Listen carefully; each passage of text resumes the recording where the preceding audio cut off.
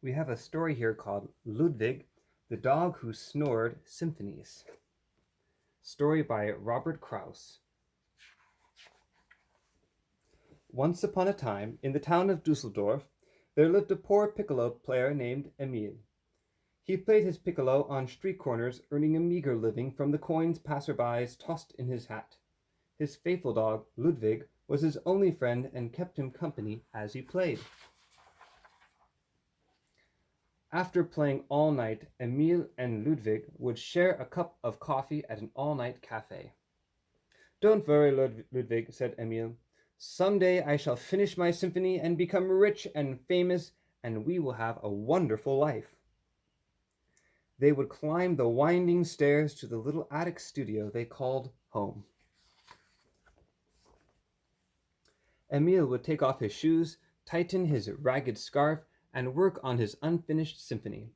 Emil worked and worked until dawn, but when he finally put down his pencil, he had written only one note, and that was sour.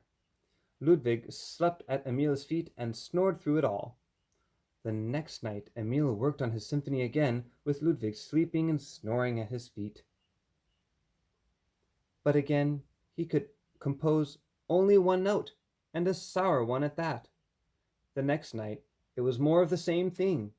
"At this rate, it will take me 200 years to complete my symphony, and I will be too old to enjoy it," moaned Emil, pulling his hair out in clumps. Ludwig snored on.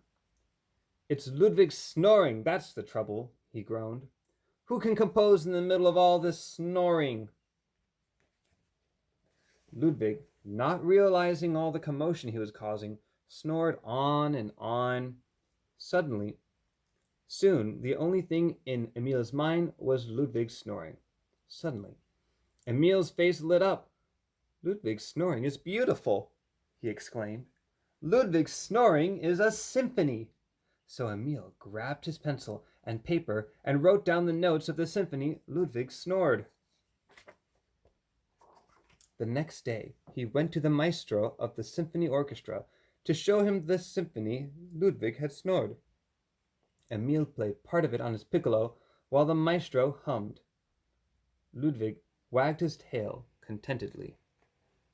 "Why, this is magnificent," said the maestro. "I will perform it with my symphony orchestra immediately. You are a genius." "Not I," said Emil. "Ludwig is the genius. He snored the symphony. I just wrote down the notes he snored." "Extraordinary," said the maestro, shaking Ludwig's paw. "My congratulations to you, Ludwig. You are a genius." Ludwig wagged his tail happily. Ludwig's symphony was performed by the Dusseldorf Symphony Orchestra and was a great success. Ludwig and Emil listened from a box. It was the first time a dog had ever been allowed in the symphony hall. That night, Emil and Ludwig went home tired but happy. They staggered through the after-theater traffic and narrowly missed being hit by 2 taxis and an omnibus. They climbed the winding steps to the little attic studio. Once inside, Ludwig fell asleep at Emil's feet and began to snore. Quickly, Emil grabbed a pencil and paper. 1/2 hour later, Ludwig had snored his second symphony.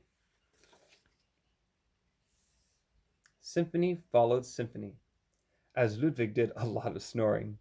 And soon Ludwig had snored 8 symphonies. Each one was performed by the symphony orchestra and was hailed as a masterpiece.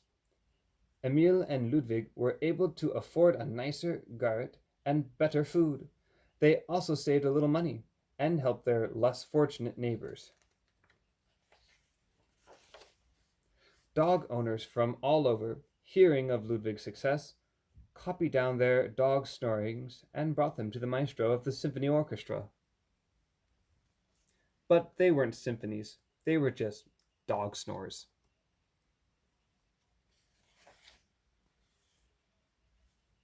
The maestro's waiting room was crowded with masters and their dogs waiting to show their dogs' compositions to the maestro. Each one was worse than the last. They weren't symphonies, they were just dog snores. The difference between your dogs and Ludwig, said the maestro, is talent. There is only one Ludwig, and the world is eagerly awaiting the performance of his latest and greatest symphony, number 9. He is hard at work on it, or fast asleep, as the case may be. So please, all you dog owners, take your pets home and enjoy them for what they are, pets, not composers. Emil and Ludwig were hard at work on Ludwig's next symphony. That was the trouble. Ludwig was hard at work when he should have been fast asleep. All the excitement of his sudden success had made him so nervous he couldn't sleep. And if he didn't sleep, he didn't snore. And no snorer, no symphony.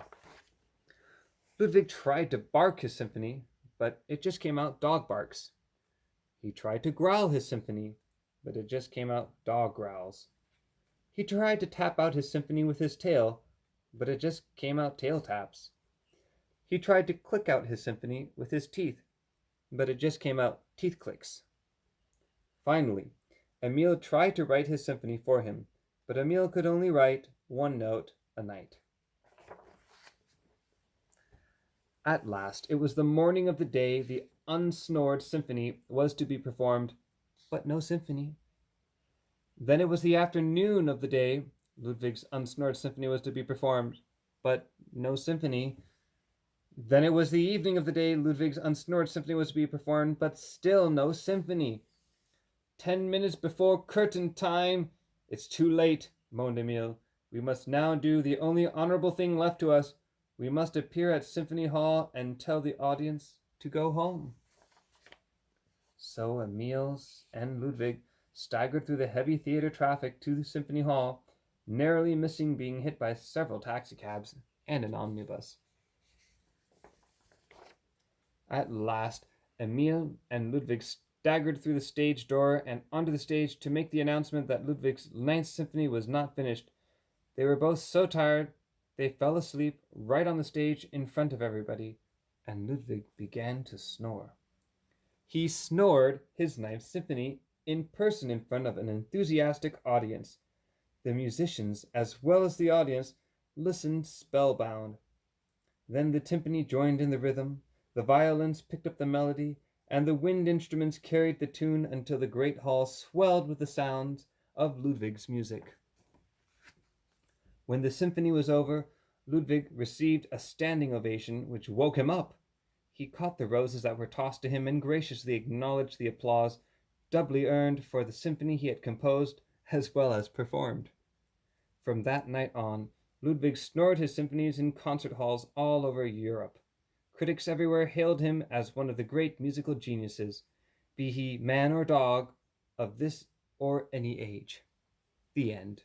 That's really like Beethoven, Ludwig van Beethoven, huh? Yes.